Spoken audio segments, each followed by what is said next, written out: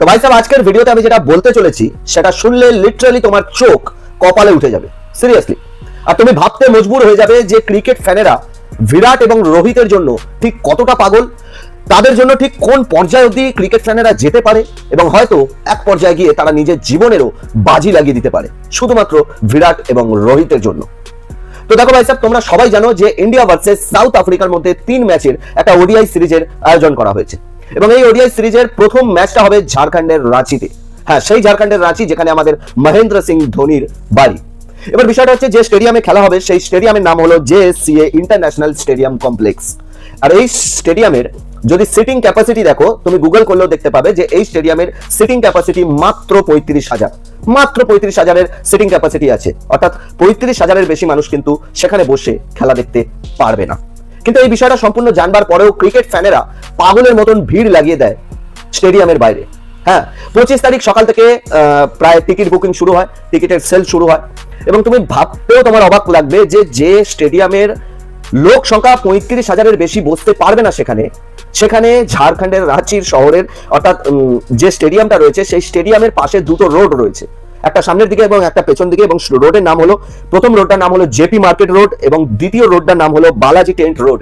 এই দুটো রোড ভোর 4টে থেকে ক্রিকেট ফ্যানেরা চাক্কা জাম করে দেয়, গোটা শহরের চাক্কা জাম করে ছেড়ে দেয় এবং শোনা যাচ্ছে যে প্রায় 7 লক্ষেরও বেশি মানুষ বিভিন্ন জেলা থেকে গেছে শুধুমাত্র ওই ম্যাচটা দেখবে বলে।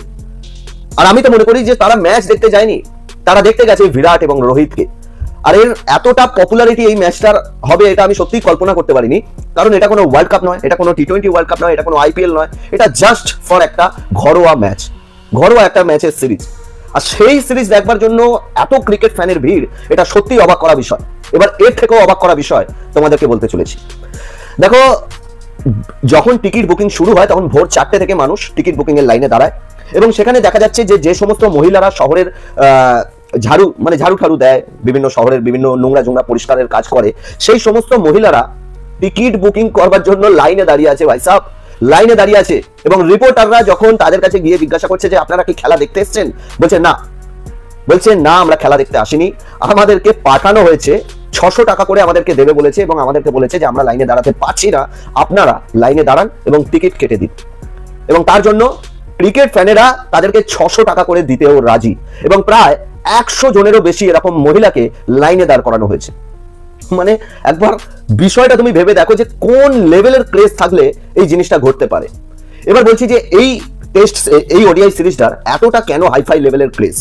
দেখো, ব্যাপারটা হচ্ছে যে প্রথমত আমরা সাউথ আফ্রিকার কাছে ঘরের মাঠে টেস্ট সিরিজ ক্লিনশিপ করে দিয়ে, মানে একদম যেটাকে বলে হোয়াইট ওয়াশ করে দিয়ে গেছে সাউথ আফ্রিকা। তার সাথে গৌতম গম্ভীর ফুল দমে বেইজ্জতি হয়েছে, এগুলো তো আলাদা বোনাস পয়েন্ট বলতে পারো।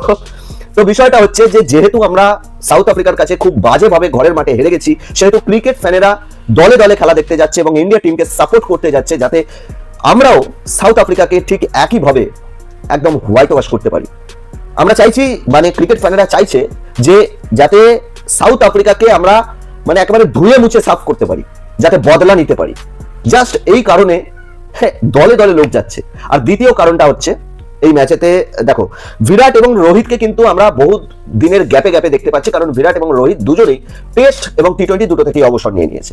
সুতরাং তাদেরকে শুধু আমরা ওডিআই ম্যাচে, ওডিআই সিরিজেই দেখতে পাচ্ছি, সুতরাং অনেকটা গ্যাপে দেখতে পাচ্ছি তাদেরকে। আর যার কারণে যেহেতু এখানে প্রথম কথা মহেন্দ্র সিং ধোনি খেলা দেখতে আসার কথা আছে, দ্বিতীয়ত এই ম্যাচে বিরাট এবং রোহিত দুজনেই খেলবে, সুতরাং ক্রিকেট ফ্যানেদের যে একটা উচ্ছ্বাস সেটা আলাদা লেভেলের, কারণ তারা মনে করছে যে মহেন্দ্র সিং ধোনি, রোহিত শর্মা, বিরাট কোহলি সবাইকে একসাথে দেখতে পাবো।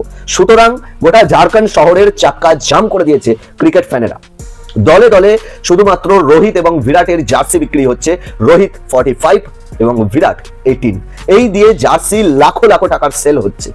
আর এর চেয়ে বড় কথা আর কি বলবো ভাই সাহেব, ম্যাচটা কিন্তু মিস করবে না, হাই ভোল্টেজ ম্যাচ হতে চলেছে, টোটালি আলাদা লেভেলের হাই ভোল্টেজ ম্যাচ হতে চলেছে এবং 30শে নভেম্বর থেকে শুরু হচ্ছে দুপুর 1:30 থেকে। প্রথম ম্যাচ আছে 30শে নভেম্বর দুপুর 1:30টায়, দ্বিতীয় ম্যাচ আছে 3রা ডিসেম্বর দুপুর 1:30টায় এবং তৃতীয় ম্যাচটা আছে 6ই ডিসেম্বর দুপুর 1:30টায়।